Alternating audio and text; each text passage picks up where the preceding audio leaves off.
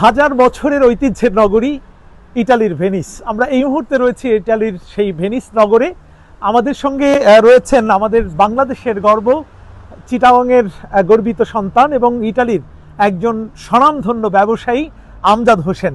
আমজাদ হোসেন, আমার পাশে যে বিল্ডিংটি দেখতে পাচ্ছেন, এই বিরাট ভবনটি মূলত শত বছরের প্রাচীন একটি ভবন। এই ভবনটির মালিক আমজাদ ভাই, এবং আমজাদ ভাইয়ের কাছে গল্প শুনতে চাই তিনি কিভাবে মালিক হলেন। আসলে এই শত বছরের প্রাচীন এই বিল্ডিংটি কিভাবে আপনার মালিকানা আসলো? ধন্যবাদ আপনাকে এবং আপনার মাধ্যমে আপনার দর্শকদেরকে অসংখ্য ধন্যবাদ। আমি কিছুই না, আমি একজন ক্ষুদ্র মানুষ। আমি জাস্ট চেষ্টা করেছি, আমি আমার শ্রম এবং মেধাকে কাজে লাগানোর চেষ্টা করেছি, কারণ ইটালিতে এসেছিলাম অন্যের সন্ধানে। তো যেহেতু পড়ালেখাও আলহামদুলিল্লাহ একটু করেছি, ওই সুবাদে নিজেকে গড়ে তোলার জন্য আমার এই প্রচেষ্টা। তো আমি অনেক কাজ করেছি, অনেক এখানে আমি প্লেট ধোয়া, পেঁয়াজ কাটা থেকে শুরু করে আমি কিন্তু পিজার কারিগর, পিজার কাজও করেছি, আমার পিজার শপ ছিল। প্লাস এর পাশাপাশি আমার খুব টার্গেট ছিল যে আমি একটা হোটেল ব্যবসা করব। তারই ধারাবাহিকতায় আমি হোটেলটা নিই। এই হোটেলটা নেওয়ার পিছনে আমি এখানে আমার ভাইয়ের অবদানও ছিল এবং আছে, কারণ উনি অলরেডি ইউএসএতে থাকে, উনি একজন আইটি ইঞ্জিনিয়ার। তো উনি আমাকে ইমপ্রেস করে যে তুমি তোমার এডুকেশনাল কোয়ালিফিকেশন অনুযায়ী তুমি কিছু একটা করো আর উদ্যোক্তা হও।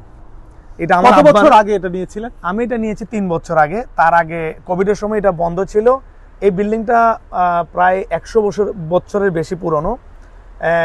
কারো কারো মতে, আমি আমার আগে যারা ছিল আমি ওদের থেকে ইনফরমেশন নিয়েছিলাম, ওরা বলছে যে এটা 200 বছরের নিয়ার অ্যাবাউট। কিন্তু এই প্লেসটা, এই জায়গাটা যখন অ্যাকোয়ার করে তখনকার এটা কারো কারো ভাষ্য মধ্যে এটা 1000 বছর আগের, কারো কারো ভাষ্য মধ্যে 2000 বছর আগের। মানে কেউ জানে না যে আসলে এইসব বিল্ডিং কখন কিভাবে বানিয়েছে। একটা জিনিস আপনাকে আমি অবাক করি, সেটা হচ্ছে আপনি নিজে অবাক হয়ে যাবেন যে এই যে রাস্তাটা দেখতেছেন, এটা কিন্তু রোড ছিল না। এটা ছিল ভেনিস থেকে সরাসরি বোটগুলো এখানে আসতো। যেমন এই হোটেলটার নাম হচ্ছে কা দে বারকারোলি।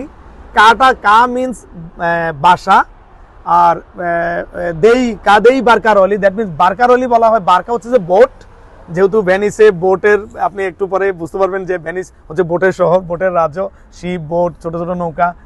আর যারা কাজ করে তার যে কুলি, এদেরকে বলা হয় বারকারোলি। এটা কিন্তু হিস্টোরিক্যাল, এটা কিন্তু গর্বের বিষয়। তো যার কারণে এই হোটেলটার নাম রাখা হয়েছে কা দে বারকারোলি, দ্যাট মিন্স বারকারোলি, কুলিদের বাড়ি। তো এটা কিন্তু অনেক গর্বের, এটা ওদের জন্য অনেক গর্বের। তো এই কুলিরা এখানে থাকতো, হ্যাঁ, যারা বারকায় বোটে কাজ করতো ওরা এখানে থাকতো। কত টাকায় কিনেছেন আপনি এই হোটেলটা? এটা বর্তমান প্রাইস তো অনেক বেশি। আমার যখন নিয়েছিলাম আমি প্রায় 2 মিলিয়নের মতো পড়েছে। আমরা একটু যাই ভিতরে, আপনার হোটেলটা একটু দেখি। এবং ওই সময়ের কোনো ছবি টবি আছে কিনা যখন এখানে খাল ছিল? হ্যাঁ, আমি আপনাকে ওই জিনিসটা দেখাবো, এর জন্য বললাম যে একটা অনেক এই যে দরজা দেখছি আমরা, এগুলো কি ওই প্রাচীন ওই সময়? এই দরজাটা মিনিমাম, দরজাটার বয়স 50 বছরের উপরে। কারণ এটা প্রথম হোটেল ছিল না, এটা প্রথম ছিল ডাক্তারদের অফিস ছিল, এরপরে অ্যাডভোকেটদের অফিস। মানে সময়ে সময়ে এটা বিভিন্ন কাজে ব্যবহার হয়েছে, এখন বর্তমানে হোটেল। প্লিজ আমরা ভিতরটা দেখি। জি, এটা হচ্ছে যে রিসেপশন। এখানে রিসেপশনে ওরা ইয়ে করে। এখানে আমার এখানে ইটালিয়ান আছে, তারপর মোলদাভিয়ান আছে, বাংলাদেশি আছে। বাংলাদেশে অগ্রাধিকার সব সময়। আচ্ছা আচ্ছা। আর আপনাকে আমি যে জিনিসটা দেখাতে চাচ্ছিলাম সেটা হচ্ছে এটা দেখেন, এই যে এই রাস্তাটা, এই যে আমাদের সামনে থেকে রাস্তাটা, হ্যাঁ, এটা হচ্ছে যে আমাদের বিল্ডিংটা। এই যে বিল্ডিংটা দেখেন, এটা হচ্ছে আমরা এখন অলরেডি এটার ভিতরে। তার মানে এই যে খালের ছবিটাও তো আছে এখনো? হ্যাঁ, খালের ছবিটা এখনো আছে। এবং দেখেন বোটগুলি সেই পুরানো পালের বোটগুলি, হ্যাঁ, কোনো শত শত বছরের পুরো প্রাচীন, এগুলো অনেক আগের। এখানে আমি যদি আপনি চান আমি আপনাকে ডেট গুলো ইয়ে করে দিতে পারবো, অনেক আগের। আমি এটার এর মধ্যে আছে আমার কাছে আছে ক্যানেল সালসো। হ্যাঁ, এটা এই যে ক্যানেলটার নাম। আর এই দেখেন, এটা হচ্ছে যে ওই দিক থেকে তোলা হয়েছে, আর এই ছবিটা এই যে ওই দিক থেকে তোলা হয়েছে। আপনার ভবনটাই এইটা না? যেটা, হ্যাঁ, জি, এই সামনে যে খাল, পুরো এই রাস্তাটা পুরাটাই খাল, বেসিক্যালি রাস্তাটা পুরাটাই খাল। এই যে নৌকা আসছে এখানে, হ্যাঁ, এই যে আপনি এখানে আরো ক্লিয়ার দেখতে পারবেন, এইটাতে আরো ক্লিয়ার দেখবেন। দেখেন এই ডোরটা, এই দরজাটা দেখেন, এটা ঠিক আছে। এই যে দরজাটা, এই দরজাটা আমরা যেটা দিয়ে ঢুকলাম, আমরা ওটা এন্ট্রান্সটা হচ্ছে যে এটা। সো এটা সামনে কিন্তু বোটের যে স্টপটা, এখানে মানুষের যে দেখেন মাল নামাইছে, বোটের এখানে এসে থামতো। তো দেখেন পুরোটাই ক্যানেল। তো এখন আমি কিছুদিন আগে, মানে আমি যখন এটা নেওয়ার পর আমি খবর নিলাম যে এই রাস্তাটা এখন কি অবস্থা, মানে পানিগুলো কিভাবে যায়। কারণ এই রোডটারই খালের একটু অংশ ওরা এখানে স্মৃতি হিসাবে রেখে দিয়েছে। আমি পরে জানতে পারলাম এটার নিচে নাকি বড় বড় বিশাল আকারের পাইপ বসানো হয়েছে, যে পানিগুলি রাখার জন্য, অর্থাৎ তারা তাদের স্মৃতিটা রেখে দিয়েছে, কিন্তু ওই অ্যাকোমোডেশনের কারণে, জনবলের কারণে ওরা ওই মানুষের যাতায়াতের জন্য ওরা এটাকে রোড করে ফেলেছে উপরে। তার মানে আপনি বলছিলেন যে এখন এটার এই ভবনটার দাম আছে 4 মিলিয়ন ইউরো, বাংলাদেশি টাকায় কত? প্রায় 50 কোটি টাকার কাছাকাছি। 50। অনেক অভিনন্দন ভাই আপনার জন্য।